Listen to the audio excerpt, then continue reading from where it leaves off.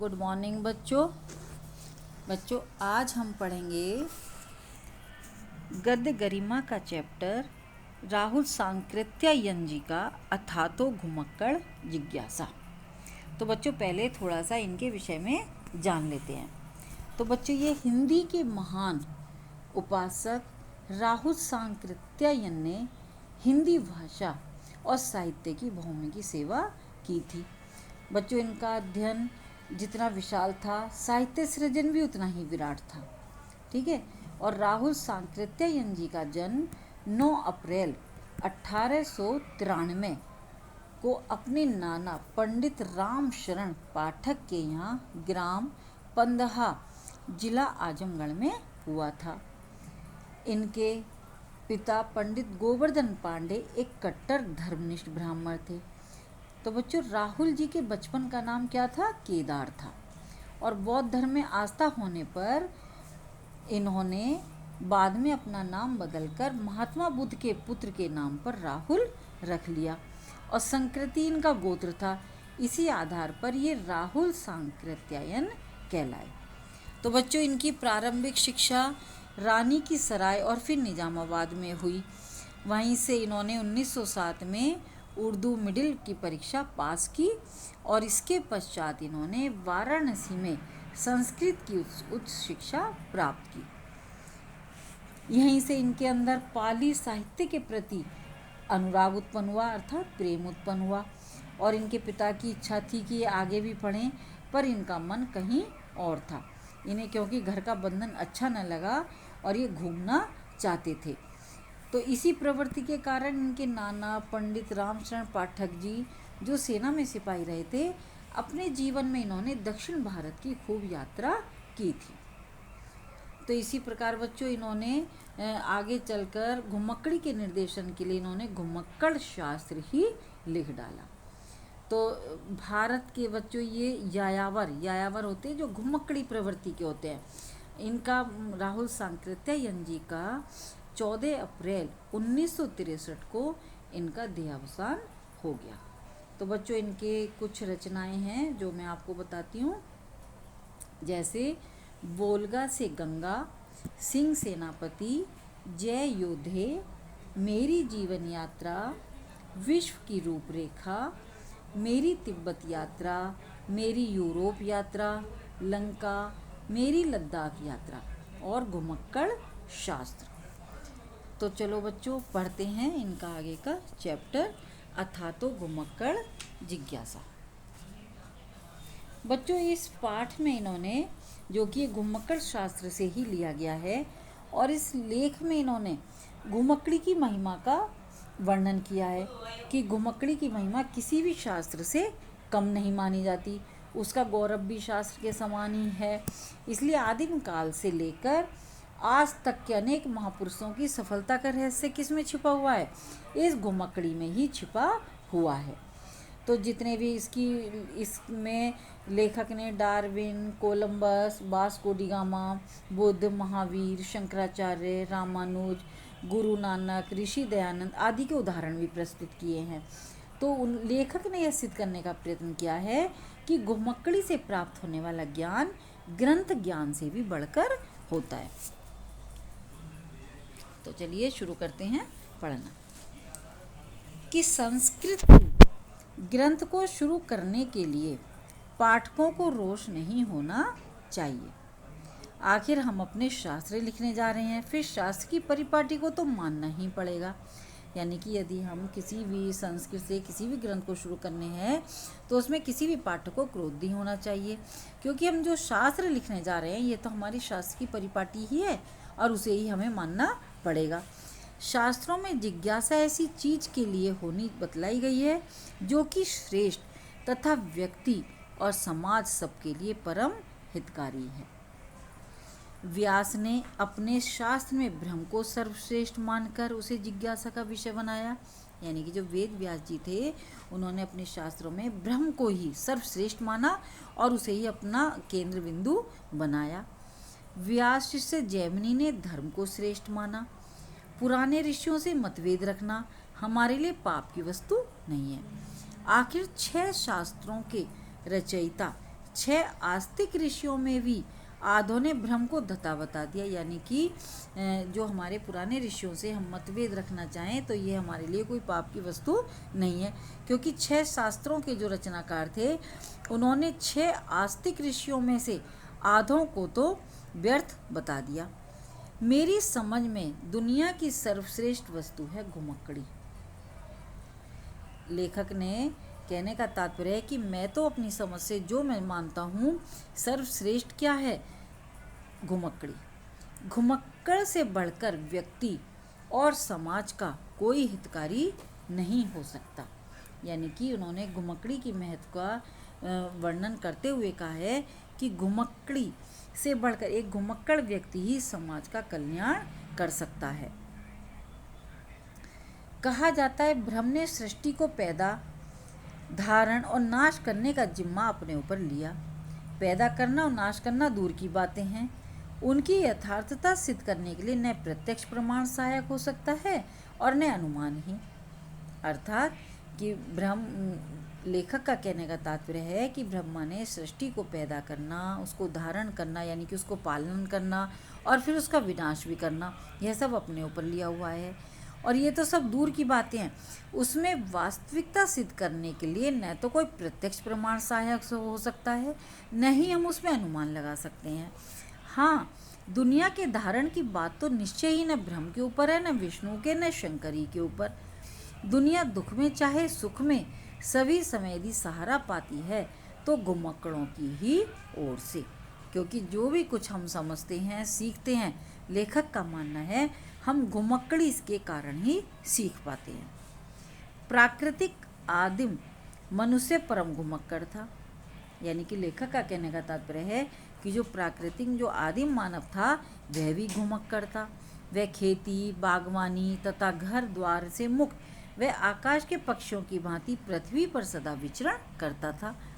जाड़े में यदि इस जगह था तो गर्मियों में वहाँ से 200 कोस दूर। यानी कि जो आदिम मानव था वह भी घुमक्कड़ था।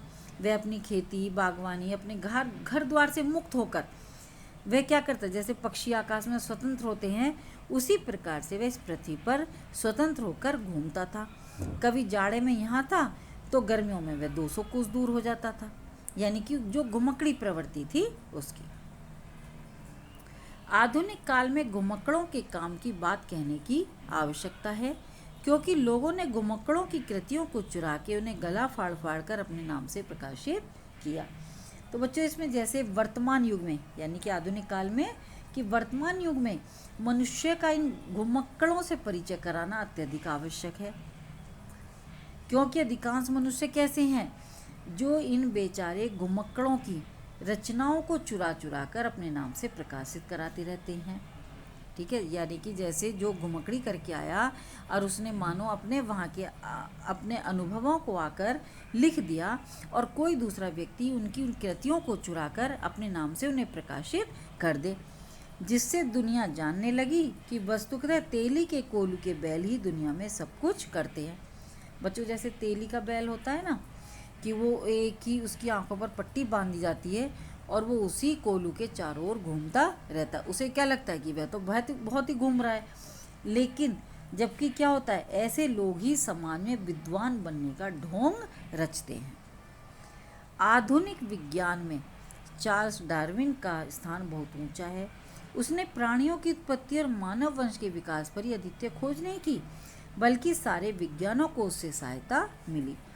कहना चाहिए कि सभी विज्ञानों को डार्विन के प्रकाश में दिशा बदलनी पड़ी, लेकिन क्या डार्विन अपने महान आविष्कारों को कर सकता था यदि उसने घुमक्कड़ी का व्रत नहीं लिया होता। यानी कि लेखक का कहने का तात्पर्य है कि जो आधुनिक वैज्ञानिक जगत में चार्ल्स डार्विन का नाम क्यों महत्वपूर्ण है कि उसने अपनी खोज से प्राणियों की उत्पत्ति और मानव वंश के विकास पर केवल एक नया प्रकाश ही नहीं डाला, अपितु उसने विद्वानों को एक नई दिशा भी प्रदान की। उनकी खोज के कारण ही अनेक विद्वानों को अपने अपने विचारों में परिवर्तन करना पड़ा। तो लेखक का कहने का तात्पर्य है कि चार्ल्स डार्विन ने यदि घुमक्कड़ी का व्रत नहीं लिया होता, घुमक्कड़ी नहीं की होती, तो क्या वह एक महान आविष्कारक बन सकता था। तो बच्चों इसमें लेखक ने डार्विन के उदाहरण के द्वारा घुमक्कड़ी की महत्ता का प्रतिपादन किया है। मैं मानता हूँ पुस्तकें भी कुछ कुछ घुमक्कड़ी का रस प्रदान करती हैं। तब इसमें जैसे भ्रमण के से प्राप्त जो ज्ञान होता है पुस्तक के ज्ञान की अपेक्षा अधिक श्रेष्ठ होता है। यानी कि कुछ ज्ञान जो हम पुस्तकों के माध्यम से पढ़ते हैं, कि जैसे लेखक ने कहा यदि यात्रा संबंधी साहित्य पढ़ने से हमें यात्रा का कुछ तो ज्ञान प्राप्त होता है, लेकिन क्या हमें पूरा ज्ञान मिल जाता है, क्या पूरा आनंद मिल जाता है? जैसे जिस तरह फोटो देखकर आप हिमालय के देवदार गहन वनों और श्वेत हिम मुकुटित शिखरों के सौंदर्य, उनके रूप, उनके गंध का अनुभव नहीं कर सकते। अर्थात लेखक ने अपनी बात को प्रमाणित करने के लिए कहा है बच्चों कि जैसे एक चित्र को देखकर व्यक्ति उसमें हिमालय के ऊंचे ऊंचे देवदारू के वृक्षों से ढकी हुई चोटियों को देखता है, उसके रूप सौंदर्य का अनुमान कर सकता है, लेकिन क्या उसकी गंध और सौंदर्य का अनुभव कर सकता है? नहीं कर सकता।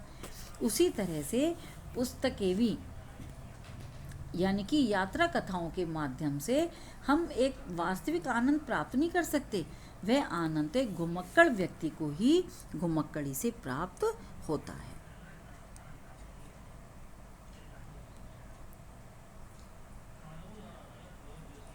तो उसी तरह यात्रा कथाओं से आपको उस बूंद से भेंट नहीं हो सकती जो कि एक घुमक्कड़ को प्राप्त होती है। यानी कि जो हम यात्रा कथाएं हम पढ़ते हैं उनसे हमें वह वास्तविक आनंद नहीं मिल सकता। अधिक से अधिक यात्रा पाठकों के लिए यही कहा जा सकता है कि दूसरे अंधों की अपेक्षा उन्हें थोड़ा आलोक मिल जाता, आलोक अर्थात प्रकाश। तो साथ ही ऐसी प्रेरणा भी मिल सकती है जो स्थायी नहीं तो कुछ दिनों के लिए उन्हें घुमक्कड़ बना सकती है। घुमक्कड़ क्यों बच्चों, ये बहुत अच्छा है, घुमक्कड़ क्यों दुनिया की सर्वश्रेष्ठ विभूति है?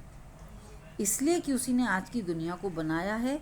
यदि आदिम पुरुष एक जगह नदी, यानी कि लेखक का कहने का तात्पर्य है कि घुमक्कड़ी को ही क्यों दुनिया की सर्वश्रेष्ठ विभूति माना जाता है, क्योंकि उसी ने आज के समाज को, आज की दुनिया को बनाया है। कि जैसे एक आदिम पुरुष एक जगह नदी या तालाब के किनारे गर्म मुल्क में पड़े रहते हैं तो वे दुनिया को आगे नहीं ले जा सकते। यानी कि जो व्यक्ति केवल एक ही जगह, एक ही स्थान पर पड़े रहते हैं, क्या वो दुनिया को आगे ले जा सकते हैं? आदमी की घुमक्कड़ी ने बहुत बार खून की नदियां बहाई हैं, इसमें संदेह नहीं है। और घुमक्कड़ों से हम हरगिज नहीं चाहेंगे कि वे खून के रास्ते को पकड़ें। यानी कि लेखक का कहने का तात्पर्य है कि ऐसे आदमी जो घुमक्कड़ी के द्वारा उन्हें बहुत बार संघर्ष करते हुए भी देखा गया है, लेकिन हम ऐसा हरगिज नहीं चाहेंगे कि वे ऐसा हिंसा का रास्ता अपनाएं। किंतु अगर घुमक्कड़ों के काफिले न आते जाते तो सुस्त मानव जातियां सो जाती और पशु से ऊपर नहीं उठ पाती। आदिम घुमक्कड़ों में से आर्यों, शकों, हूणों ने क्या क्या किया, अपने खूनी पथों द्वारा मानवता के पथ को किस तरह प्रशस्त किया, इसे इतिहास में हम उतना स्पष्ट वर्णित नहीं कर पाते। उसी तरह से कि जैसे जो हमारी ये जातियाँ थीं, आर्य, शक, हूण, क्या क्या किया, इन्होंने अपने खूनी पथों के द्वारा मानवता के पथ को किस तरह प्रशस्त किया, इसे इतिहास में हम नहीं पढ़ा सकते, नहीं दिखा, उसका वर्णन नहीं कर सकते।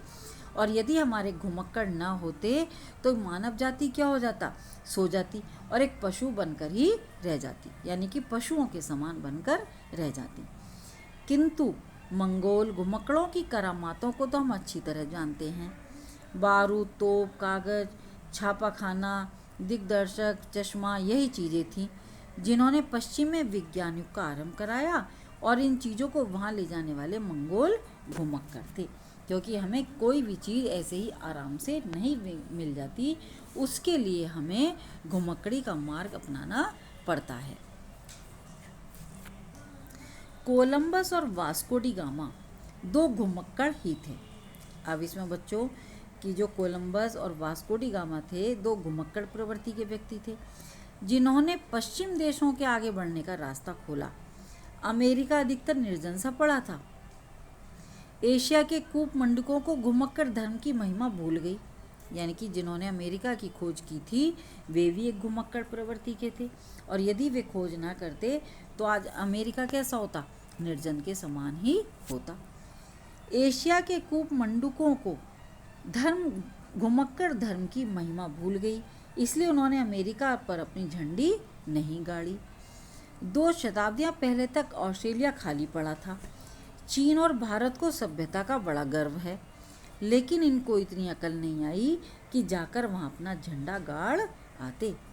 आज अपने 40-50 करोड़ की जनसंख्या के भार से भारत और चीन की भूमि दबी जा रही है, और ऑस्ट्रेलिया में 1 करोड़ भी आदमी नहीं है।